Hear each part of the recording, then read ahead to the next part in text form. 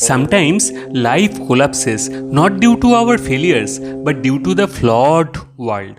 Veer lost his job, his dignity, but not his dharma, his moral compass. Through discipline, patience, detachment, and silence, he found true freedom, peace, and renewal. This is the power of Vedanta, turning suffering into transformation. Watch till the last moment. There's a powerful blessing for your own path. Subscribe, like, and comment to connect with stories that illuminate your soul. Veer was the kind of student no one expected to rise. He came from a small village where dreams were tiny and tightly packed, barely breathing. From childhood, he had been told that he wasn't good enough. He was slow, forgetful, and not meant to achieve anything beyond survival. Teachers wrote him off. Even his parents, in moments of fatigue, would whisper comparisons that cut deeper than any scolding. The conditioning settled like dust in his bones. He began to believe it. But one day, he broke through. After years of struggle, Veer cracked the state teacher eligibility exam. It wasn't just a job, it was a slap across every voice that once doubted him. With that appointment letter in his hand, he felt reborn. He joined a small government school in a remote town and gave his all. He came early, stayed late, carried books heavier than his frame, and poured heart into lessons that lit up young eyes. He never paid a bribe, never cut corners, never lost faith in the value of honest work. For Veer, this was dharma, righteous action, done without cheating himself or others.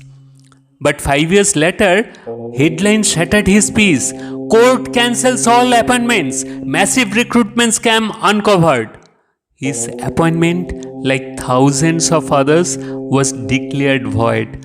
The hiring system had been illegally manipulated by political forces, and although Veer had done nothing wrong, he too was thrown out. No salary, no pension, no apology.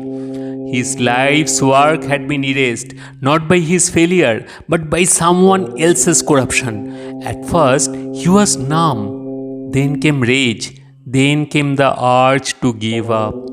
But somewhere within him, a small voice said, "Stand firm." This was Dhṛti, the strength to hold steady even when everything was falling apart. Instead of destroying himself in fury, he chose Damah, the discipline to hold back fire. He resisted the temptation to disappear. Indriyanigraha, the control over urges that led us astray. He did not cry out loud. He did not shout at the sky. But deep within, a new silence was forming. He packed his books, returned the school keys, and walked away without complaint. The world called him jobless. But something deeper in him had just begun to wake. He had been loyal to a system that betrayed him. Now it was time to become loyal to truth. Veer wandered for days. No salary, no job, no plan. The titles others had assigned him, teacher, loser, case number in court, no longer meant anything. Stripped of status, he finally felt something else, space to breathe. One morning, he stood by a river bank under a grey sky. In his hand were two papers.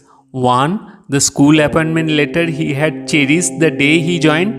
The other, a cold, impersonal stipend letter from the government offering him rupees 20,000 per month as relief for losing a job he had earned with integrity.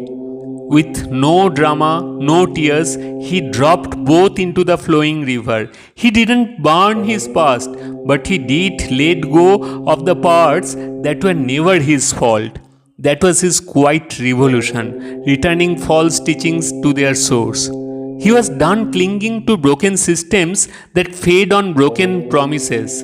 That same evening, while resting near an abandoned shed, a stranger handed him a cup of tea. They didn't talk much.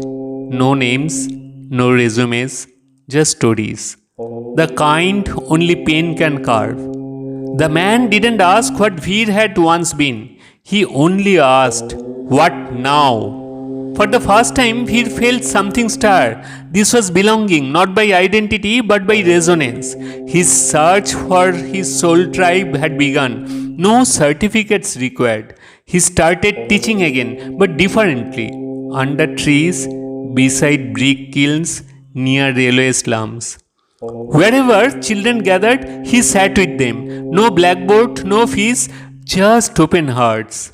He taught with no agenda, no recognition, no outcome to prove. This was detachment in action, pure dharma. Do your duty, release the fruits. Each night, he returned to his books, not to compete, but to feed his flame.